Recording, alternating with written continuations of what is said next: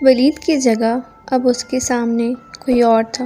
وہ دیکھو، اس کے اشارے پر فیروز کی نظر بے ساختہ برگد پر اٹھ گئی۔ وہاں 1 سے 2 فٹ کے لاتعداد بچے بچیاں گلہریوں کی طرح برگد کی شاخوں پر متحرک تھے۔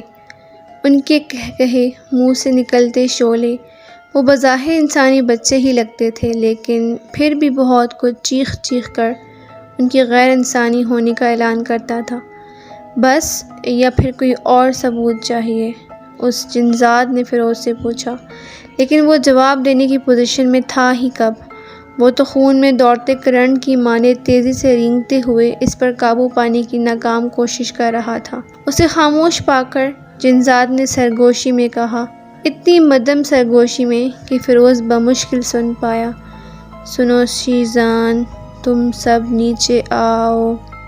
سرگوشی نہایت مدھم ہونے کے باوجود برگر پر موجود ایک پستہ قد نے دوسروں کو پکار کر کہا، سنو، سب کو زیب نیچے بلا رہا ہے۔ لیکن وہ سب پہلے ہی نیچے کود چکے تھے، گویا وہ سرگوشی سبھی نے سن لی تھی۔ وہاں لاتعداد پستہ قد تھے، ان گنت، بے شمار۔ وہ سبھی کے سبھی فیروز کو جرحانہ انداز میں گھور رہے تھے۔ ان کی آنکھوں سے نکلتے شعلے اس کے پورے وجود کو جیسے بھسم کرتے تھے۔ کیا بات ہے؟ وہ سب یک زبان ہو کر بولے۔ مخاطب زیب ہی تھا یقیناً۔ یہ آدم زاد، اسے یقین نہیں تھا ہمارے ہونے پر، اسے ثبوت چاہیے، زیب نے چپتے لہجے میں کہا، جس میں چنگاریوں کی آمیزش تھی۔ ان سب کے تیور انتہائی خطرناک ہو گئے۔ وہ سب ایک ساتھ فیروز کی طرف بڑھے، جس کی رگوں میں گردش کے نہ لہو تک صحرا کی خشک ریت میں ڈھل چکا تھا۔ دھڑکن ہر مسام سے پسینے میں بھیگی پھوٹ پڑی تھی، دل کہیں گہری گہرائیوں میں گرتا ہی جاتا تھا۔ ٹھہرو، زیب کی گونجدار آواز پہ جو جہاں تھا وہیں جم گیا، گویا ذرا سی بھی حرکت کی تو قیامت ہی تو آئے گی۔ تم سب نہیں، زیب نے نفی میں سر ہلاتے مجمع پر تارانہ نگاہ دوڑائی، پھر اس کی نگاہ ایک سخت تاثرات دور کرخت نقوش والے پستہ قد پر جم گئی۔ تم آؤ مہراش۔ اور مہراش اپنی جگہ سے اوپر اٹھا، ان سب کے سروں سے بلند ہوا اور ہوا میں قدم اٹھاتا فیروز کے عین مقابل آن رکا۔ فیروز کی ہڈیاں تک تڑکنے لگی تھیں۔ مہراش یوں ہوا میں چل رہا تھا گویا ٹوز زمین پر چل رہا ہو۔ خدا کی پناہ، اس کی آنکھوں سے قہر کی چنگاریاں چھوٹتی تھیں۔ مہراش، اسے ثبوت چاہیے، ثبوت دو اسے۔ یہ نہ ہو کہ کل کو یہ اس سب کو خواب یا اپنا وہم یا پھر دماغی خلل سمجھ لے۔ ثبوت دو اسے، زیب نے دھاڑ کر کہا۔ مہراش نے آگے بڑھ کر فیروز کی کلائی جگڑ لی۔ اسے لگا کسی نے ہزاروں جلتے انگارے اس کی کلائی پر دھر دیے ہیں۔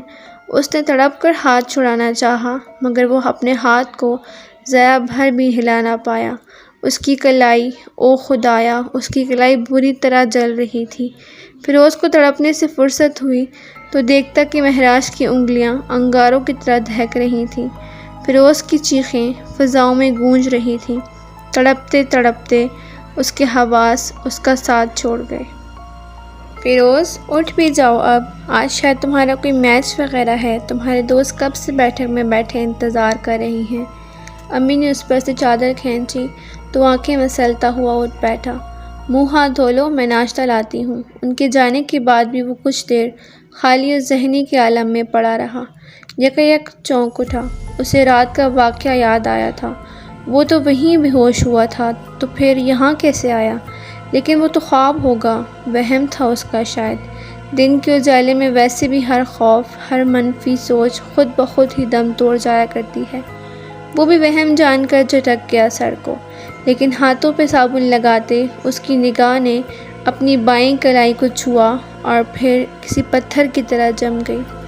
دہشت کی ایک کٹیلی لہر نے کرنٹ کی طرح اس کے پورے وجود کو جھنجھوڑ ڈالا۔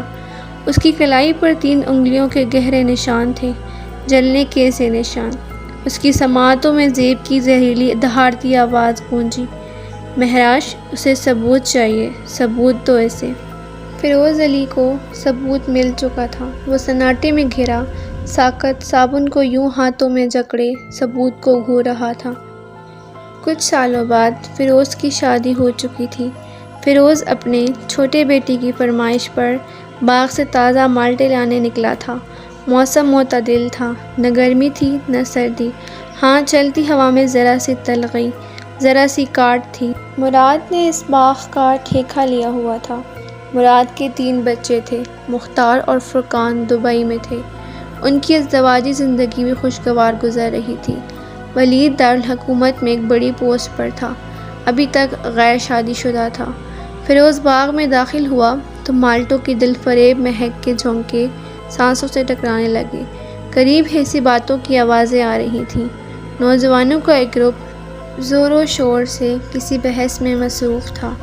برگد پر کوئی جن من نہیں ہے، تم لوگ یوں ہی مجھے ڈرانے کی ناکام کوشش کر رہے ہو، ایک آواز ابھری۔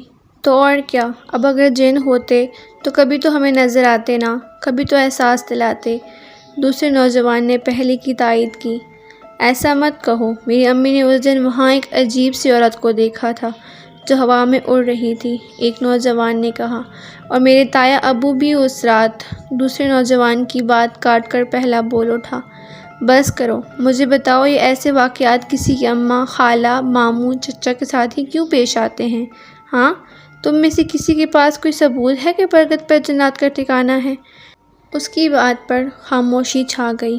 بس بولتی بند، مجھے پہلے ہی پتا تھا، کوئی ثبوت نہیں دے سکے گا، اس نے فاتحانہ قہقہہ لگایا، پھر تبسم لہجے میں انہیں تنگ کرنے کو بولا، ہے کسی کے پاس ثبوت؟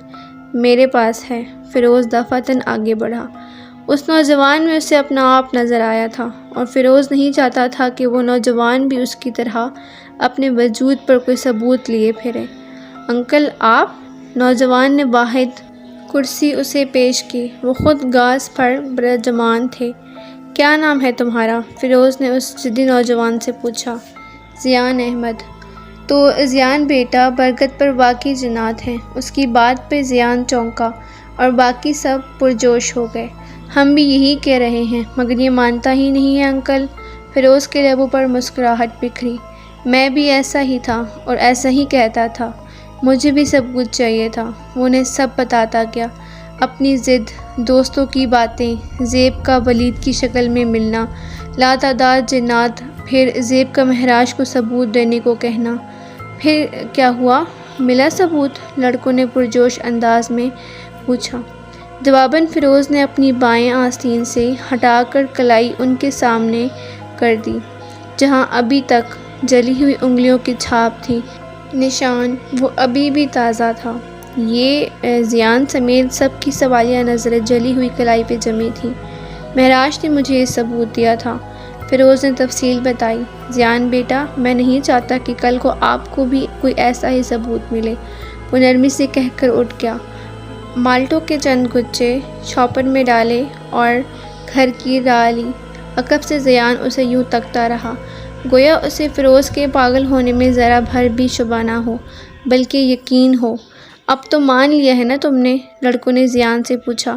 کسی پاگل کی بات پر میں کیوں یقین کرنے لگا؟ کچھ لوگوں کو خود سے کسی گڑنے کا شوق ہوتا ہے نا، وہ اس طرح سے خود کو نمایاں کرنا چاہتے ہیں۔ ذیان نے سر جھٹکا اور عین اوپر مالٹے کے پیڑ پر نادیدہ حالت میں موجود مہراج سوچ رہا تھا کہ اب ذیان کو بھی ثبوت دینا ہی پڑے گا۔ وہ بھی ثبوت کے بغیر ماننے والوں میں سے نہیں تھا۔